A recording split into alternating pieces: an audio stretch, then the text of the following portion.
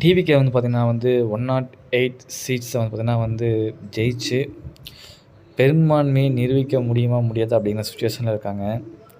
ஆனா, அவங்களுடைய ரசிகர்கள், அதாவது தொண்டர்கள் பார்த்தீங்கன்னா வந்து, இத விட கேவலமா வந்து செய்ய முடியாதா? அப்படிங்கிறத வந்து பண்ணிட்டுருக்காங்க. அதாவது ஆர்பி சௌத்ரி அவர்கள் பார்த்தீங்கன்னா வந்து இறந்திருப்பாரு. அதற்கு மரியாதை நிமித்தமா பார்த்தீங்கன்னா வந்து சூப்பர் ஸ்டார் அவர்கள் நேர்ல இன்றைக்கு சென்று சந்திச்சிருப்பாரு.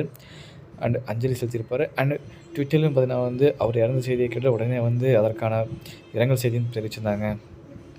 அதோட கமெண்ட் செக்ஷன்ல பாருங்க.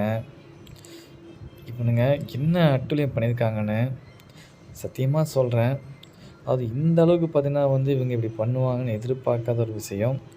அந்த அளவுக்கு பார்த்தீங்கன்னா வந்து கொடுமைகளெல்லாம் பண்ணிட்டுருக்காங்க. அந்த ரசிகர்கள் ஓகேங்களா? அண்ட் இதெல்லாம் தாண்டி இன்னும் எந்த அளவுக்கு தலைவர அப்யூஸ் பண்ண முடியுமோ, அத அப்யூஸ் பண்ணிட்டுருக்காங்க. அதாவது ஒரு கட்சியில இருக்கக்கூடிய ஒரு ரசிகர்கள், ஒரு தொண்டர்கள் இவர்கள் வந்து இவ்வளோ இது பண்றாங்க. இதற்கு வந்து பார்த்தீங்கன்னா வந்து யாரும் கேட்பார் இல்லையா? இதை விஜய் அவர்கள் பார்த்தீங்கன்னா தற்போது கேட்க மாட்டாரா? சோசியல் மீடியாவுல விஜய் அவர்கள் இருக்காரு அப்படிங்கிற எல்லாத்துக்குமே தெரிஞ்சிருக்கும். இத வந்து அவரு விஜய் சார் அவர்கள் கேட்க மாட்டாரா? இப்ப நான் கேட்கக்கூடிய கேள்வி வந்து, இவ்வளவு இத வந்து பண்றாங்களே, இது வந்து விஜய் சார் அவர்களுக்கு கண்ணுக்கு தெரியாதா? அப்படிங்கிற கேள்வி.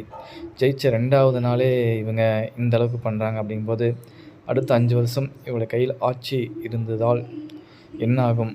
அப்படிங்கிறத வெயிட் பண்ணி தான் பார்க்கணும்.